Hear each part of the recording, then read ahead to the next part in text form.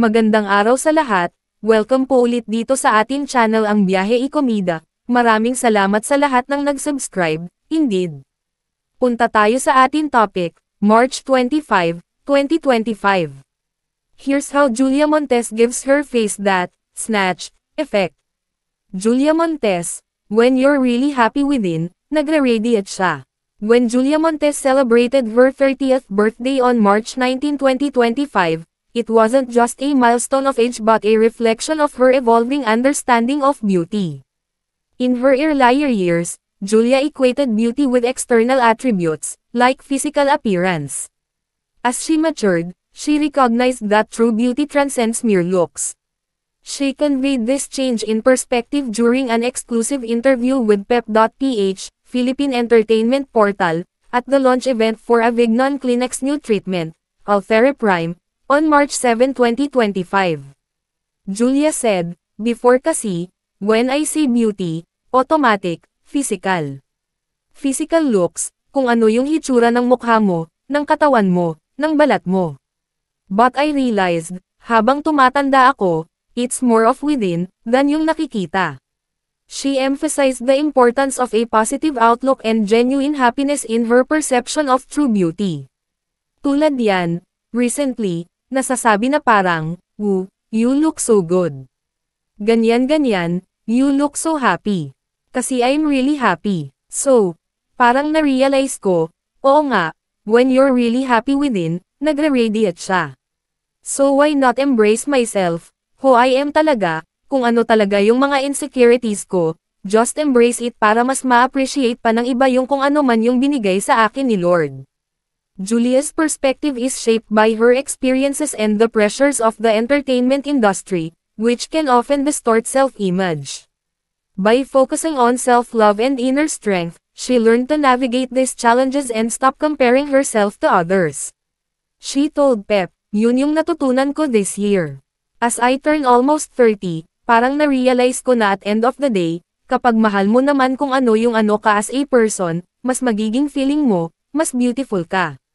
Mas na-appreciate ng tao yung hitsura mo.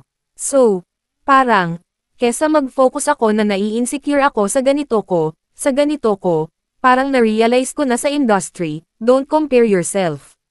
The Filipino-German actress continued, "And ako, alam ko naman na may lahi ako. So, technically, hindi ko ma-reach yung gusto kong kapayatan.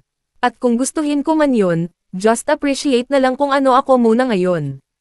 Huwag kong i-pressure yung sarili ko sa goal na hindi ko pa naman na-achieve." If you're curious about how Julia maintains her youthful glow, aesthetic clinic visits have certainly contributed.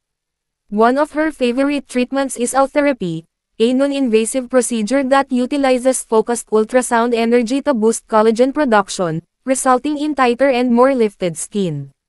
Julia stands by this treatment so strongly that even after gaining weight, and with TV notoriously adding 30 more pounds, her face stays snatched.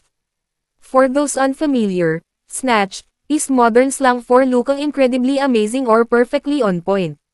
Julia said, "Ever since naman nag-start ako sa showbiz, kilala naman ako na chubby chicks talaga.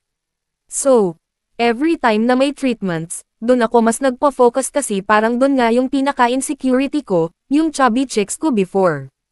And then, later on, nare-realize ko pag pinapanood ko ulit from ngayon yung mga ginawa ko way back na nag-gain ako ng sobrang weight, sabi ko, in fairness naman yung mukha ko pag naka-tight shot, medyo nadadaya pa. Tapos, dun ko na-realize na Ulthera lang naman yung ginagawa ko." Julia is now eagerly anticipating her experience with the latest innovation, Ulthera Prime, which offers the same results in less time and with reduced discomfort. Along with Avignon Kleenex founders Christopher Cachuela and Benedict Tsai, Julia was thrilled to lead the unboxing of the Ulthera Prime machine during the event at Avignon's Grand Alabang branch. The Kapamilya actress said, "I heard kasi na less pain and more parang compressed na yung time. So, syempre, mas marami ka pang treatments na pwedeng gawin right after, if you have a busy schedule, kapag nagpa-schedule ka. So, meron kang pwedeng i-compress na other treatments ba? And syempre, less painful. And I can say kasi yung pain ni Ulthera, hindi naman siya pain, eh. It's more of you feel the tightness, yung tightening ng machine kapag nagpa-press yung doktor. So, parang ito, kung mas less pa doon sa na-feel ko before, pwede mas enjoyable, mas makakapag-relax ka while doing Althera. Hi, I'm Julia Montes and I'm the ambassador of Avignon.